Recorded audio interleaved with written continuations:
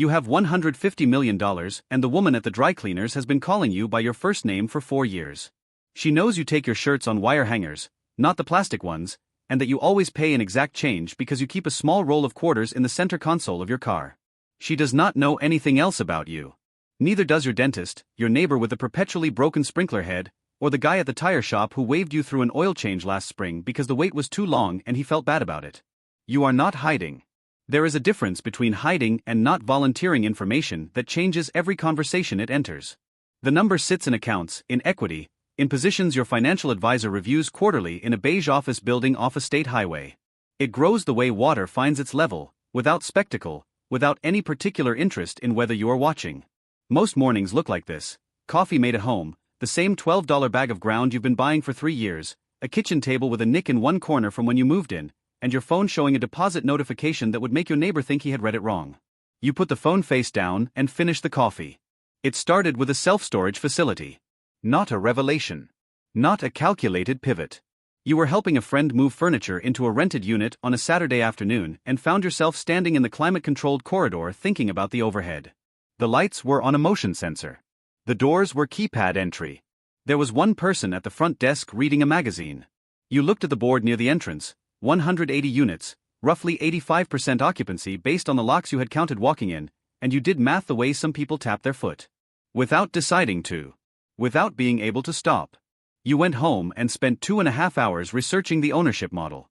Not because you had a plan, but because the question was already in your head and leaving it there unanswered felt wasteful. What you found was straightforward and unglamorous.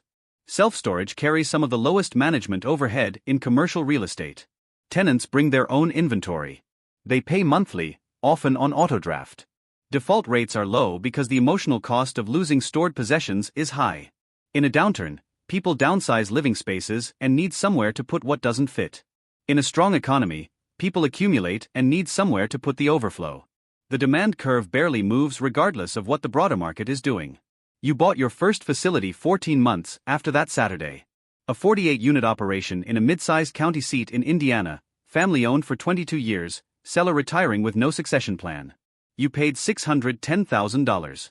The first full year netted just over $71,000 after debt service, insurance, and a property tax adjustment you had not fully accounted for in your initial modeling. You did not celebrate. You opened a spreadsheet and identified what you had missed. The second facility came 2 years later. Then a third. You added a small portfolio of net-lease commercial properties, the kind anchored by national tenants with 15-year leases and annual rent escalations built into the contract language. A regional pharmacy on a corner lot. A fast food pad site acquired in a 1031 exchange. A 2-tenant strip in a suburban market where one tenant had operated continuously for 11 years and showed no sign of leaving. None of it is interesting to explain at a dinner table. That is, in part, the point. Your accountant's name is Victor. He has been in practice for 26 years. He is precise in the way that people become precise when they have spent decades watching imprecision cost other people money. He reviews your holdings twice a year in a meeting that runs about 90 minutes and involves a printed summary, 2 highlighters in different colors, and very few words not directly related to numbers. At your last meeting, he set the summary down and was quiet for a moment, slightly longer than his usual quiet. Then he said, "You are running a significant operation." You said you knew. He said, "I mean structurally. Most people with this much moving have more noise in the system. Advisors, stakeholders, partners who have opinions. You have almost none of that." You told him you had found that the noise rarely added value proportionate to its volume. He nodded once and moved on to the depreciation schedule. That was the end of the conversation. The self-storage tenants do not know you exist. The pharmacy tenant mails rent to an LLC name that tells them nothing about who is on the other side of it. The fast food operator on the pad site has never met you and would not recognize you if you walked into the location and ordered at the counter, which you have done twice. You ordered a number 2 combo both times. The food was adequate. The real estate continues to perform. There is a particular kind of person you encounter at the professional events you occasionally attend. You can identify them within the first 90 seconds of an introduction. They describe their portfolio before they describe their work. They use the word platform to mean something that used to be called a business. They have opinions about asset classes they entered 18 months ago and positions they established last quarter, and they share these opinions with the energy of someone who has recently discovered a fact they believe to be underappreciated by the room.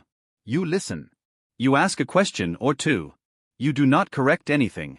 At one such event, a man in his early 40s told you he had recently moved out of storage assets because the sector was mature and not where the growth story is. He said this with the settled confidence of someone reading from a decision he had already made and needed to explain. You told him that was an interesting read on the market. He asked what you were in. You told him storage, mostly. Some net lease. A little commercial. He said, solid. Stable stuff. He moved on to someone else. You stood there with a glass of water and thought about the quarterly summary sitting in your email, the one you had not yet read because you had been in a project meeting at the storage facility in Indiana about restriping the parking lot.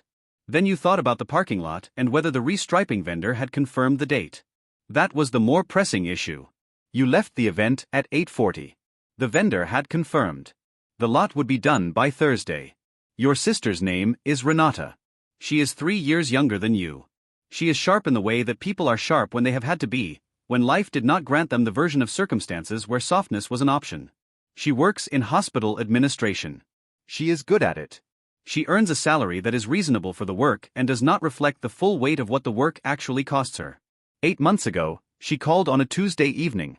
Her car had failed its inspection, a repair estimate that came back at $2,200, which for her in that month, was the difference between the repair and 3 other things she also needed that month. She was not asking for help. She was telling you because she was frustrated and you were who she called when she was frustrated. You could have fixed the $2,200 problem before the call ended. From your phone, without looking up a balance, without doing any calculation. That number relative to your position is the equivalent of rounding error on a quarterly summary line item. You did not fix it immediately. Not because you did not intend to help her, but because you sat with the call for a few minutes and thought about what she actually needed, which is different from what the moment presented. What you did was call her back the next morning and ask if she was open to talking through her broader financial picture, along with the repair. She was initially resistant in the way that people are resistant when they suspect the conversation is going to involve an assessment they would rather not have. She agreed. Over the next 3 weeks, across 4 phone calls and 1 long Saturday afternoon at her kitchen table, you went through her accounts together. You found a gym membership she had forgotten to cancel 18 months earlier. A subscription service that had been quietly renewing at a higher rate than the original price she had agreed to. An insurance policy with a deductible structure that made no practical sense for her situation. You did not give her a lecture. You asked questions and let her do the math herself, because the math landing in her own mind is different from the math being handed to her. By the end of it, she had found roughly $340 a month that had been leaving her account without return. She had renegotiated 1 bill and canceled 2 others. The $2,200 repair happened. You covered it and told her it was a loan with no timeline attached, because the word gift sometimes creates a kind of distance and the word loan sometimes creates the right kind of motivation. She paid it back in 4 installments over 7 months. She called when she sent the last one and said she felt better than she expected to feel. You told her that was the whole point. You have not told her the number. You will likely not tell her for a long time, maybe never in the way that a number gets told plainly, with the full weight of it attached. What she knows is that you are careful with money and that you have more of it than you spend. That description is accurate and covers what she needs to know. The quarterly summary arrived on a Wednesday at 6:48 in the morning. You were in a parking lot outside a storage facility in Indiana. You had driven out the previous afternoon for the restriping conversation and stayed because there was also a lease renewal to review on one of the commercial properties and Victor had a question about the LLC structure on the pad site that was easier to discuss in person. You were eating a breakfast sandwich from a gas station 2 blocks from the facility. It cost $3.79. It was not good. It was functional and it was there. The email notification appeared at the top of your phone screen. Subject, Q2 Holding Summary, Final. Beneath the subject line, in the preview text, a number. You read the preview.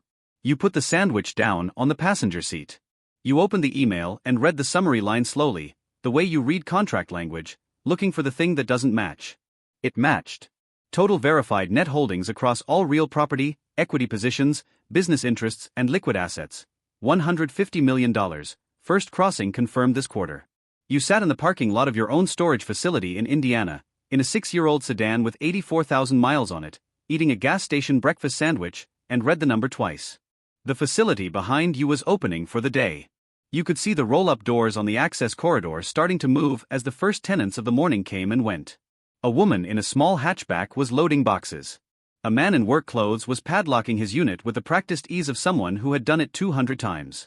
Nobody was looking at the sedan in the far corner of the lot. Nobody knew. You thought about the self-storage corridor years ago, the motion sensor lights, the magazine, the 85% occupancy you had estimated from counting locks. You thought about the first $71,000 net and the spreadsheet where you had logged what you missed. You thought about Renata's 4 installment payments and the satisfaction in her voice on the last one. You thought about Victor's 2 highlighters and the word noise. You replied to Victor with 4 words, confirmed. Call Thursday morning. Then you picked the sandwich back up and finished it. It was still not good. At 7:15, you walked into the facility to talk about the lease renewal. The woman running the front desk had a question about the keypad system on the east corridor. You spent 12 minutes on it before the lease conversation started. The number did not make the 12 minutes feel different. The keypad still needed to work. The east corridor tenants still needed access to their units. That is the part that does not get easier to explain and does not need to be explained to anyone. The accounts run. The deposits land. Tuesday comes whether you check the balance or not. You drive home the same road you came on. The sedan needs nothing. The crack in the front bumper from the parking garage pillar 8 months ago is still there and still waiting. Somewhere behind you, a storage facility opens its second hour of the day, and it does not need you there for any of it. That is exactly what you built.